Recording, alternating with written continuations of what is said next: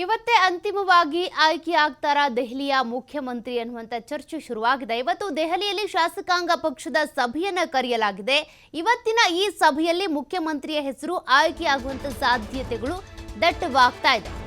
ಬಹುತೇಕ ಪರ್ವೇಶ್ ವರ್ಮಾರನ್ನ ಆಯ್ಕೆ ಮಾಡುವಂತ ಸಾಧ್ಯತೆ ಇದೆ. ಕಾರಣ ಅರವಿಂದ್ ಕೇಜ್ರಿವಾಲ್ ಅವರನ್ನ ಸೋಲಿಸಿರೋದು ಇದೇ ಪರ್ವೇಶ್ ವರ್ಮಾ. ಸಿಎಂ ರೇಸ್ನಲ್ಲಿ ಬನ್ಸೂರಿ ಸ್ವರಾಜ್ ಇದ್ದಾರೆ, ವೀರೇಂದ್ರ ಸಚ್ದೇವ್ ಇದ್ದಾರೆ, ವಿಜೇಂದ್ರ ಗುಪ್ತಾ ಇದ್ದಾರೆ, ಮನೋಜ್ ತಿವಾರಿ, ಸತೀಶ್ ಉಪಾಧ್ಯಾಯ, ಮಂಜಿಂದಾರ್ ಸಿಂಗ್ ಇದ್ದಾರೆ, ಜೊತೆಗೆ ರೇಖಾ ಗುಪ್ತಾ ಇವರೆಲ್ಲರ ಹೆಸರು ಕೂಡ ಮುಂಚೂಣಿಯಲ್ಲಿದೆ. ಬಟ್ ಪರ್ವೇಶ್ ವರ್ಮಾ ಏನಿದ್ದಾರೆ, ನವದೆಹಲಿಯ ಕ್ಷೇತ್ರದಲ್ಲಿ ಸ್ಪರ್ಧೆ ಮಾಡಿದ್ರು. ಅರವಿಂದ್ ಕೇಜ್ರಿವಾಲ್ ಅಂದ್ರೆ ಮಾಜಿ ಮುಖ್ಯಮಂತ್ರಿ ಅರವಿಂದ್ ಕೇಜ್ರಿವಾಲ್ ಅವರನ್ನ ಸೋಲಿಸಿರೋದು ಇದೇ ಪರ್ವೇಶ್ ವರ್ಮಾ ಅವರು. ಹಾಗಾಗಿ ಇವರು ಸಿಎಂ ರೇಸ್ನಲ್ಲಿ ಮುಂಚೂಣಿಯಲ್ಲಿ ಇರೋದ್ರಿಂದ ಇವರ ಆಯ್ಕೆನೇ ಆಗಬಹುದು ಅನ್ನುವಂಥ ಲೆಕ್ಕಾಚಾರಗಳಿವೆ. ಬಟ್ ಬಿಜೆಪಿ ಯಾವ ರೀತಿಯಾಗಿ ಲೆಕ್ಕಾಚಾರ ಹಾಕ್ಕೊಳ್ಳುತ್ತೆ, ಏನು ಪ್ರಯೋಗ ಮಾಡುತ್ತೆ, ಅದು ಯಾರಿಗೂ ಕೂಡ ಗೊತ್ತಿರೋದಿಲ್ಲ. ಬೇರೆ ಬೇರೆ ರಾಜ್ಯಗಳಲ್ಲಿ ಸಿಎಂ ಆಯ್ಕೆ ಅಂತ ಬಂದಾಗ ಏನೇನು ಪ್ರಯೋಗ ಮಾಡಿದೆ ಅನ್ನೋದು ಗೊತ್ತಿದೆ.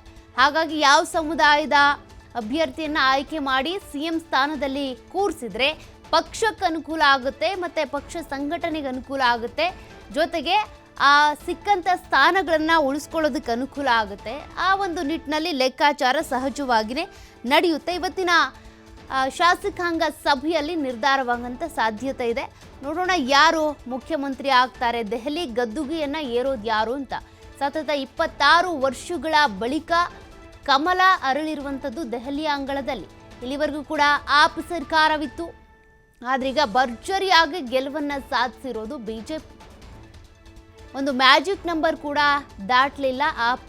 ಹೀಗಾಗಿ ಗೆದ್ದಿರುವಂಥ ಬಿಜೆಪಿ ಈಗ ಸಿಎಂ ಆಯ್ಕೆಗೆ ಸಂಬಂಧಪಟ್ಟಂತೆ ಒಂದಷ್ಟು ಚರ್ಚೆಯನ್ನ ಮಾಡ್ತಾ ಇರುವಂಥದ್ದು.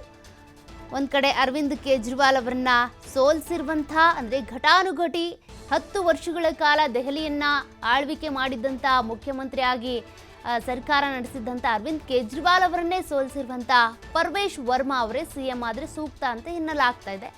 ಯಾರ ಆಯ್ಕೆ ಆಗುತ್ತೆ ಅದನ್ನು ಕಾದು ನೋಡಬೇಕಿದೆ.